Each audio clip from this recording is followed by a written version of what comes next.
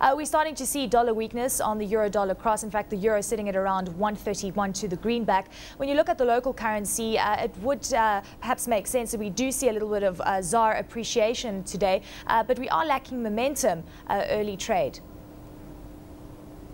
Good morning. Yes, I believe the rand strength was from yesterday. We had the business confidence yesterday, which was really positive, and it increased for the past 2 months.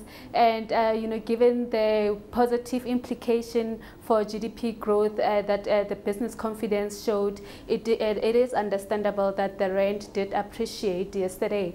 But then when we look at the rand against the euro, we've seen the rand weakening yesterday against the euro, and that was on the back of rumors that there'll be another euro package coming out. In fact, we had Germany also pledging and saying that they'll take necessary steps to try and stem the currency.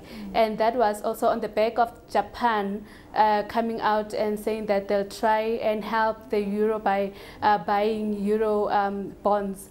And again, another thing that led to the euro strengthening so much yesterday was also on the back of successful bond auctions in Portugal, especially yesterday. Yeah, exactly. We had a very good Portuguese bond auction. Of course, Spain coming to the market wanting to raise €3 billion. That's also going to be relatively telling. But another important factor to take note of, the Bank of England and, of course, the ECB, the European Central Bank, are going to be making their interest rate decisions today. So not so much about the movement on the interest rate front, but rather on the verbiage, or what is the market expecting for today? For both ECB and BOE, Eleni, the market is expecting interest rates to remain on hold. And for the BOE, it's going to be much more interesting given that in England, we're still having inflationary pressures coming upwards, and they are increasing in the economy. And, that also places the BOE under a dilemma where you have a situation where inflation is increasing. However, when you look at the economic developments, it looks like there's still downside risk to the GDP growth there. So I believe for the BOE, although they'll keep interest rates on hold, I think they'll just continue to caution against inflationary pressures there. And then in the ECB as well, the market is pricing in no change in interest rates there. Your rand dollar forecast for the first quarter, of course, that being Standard Bank's forecast, sitting at around 690.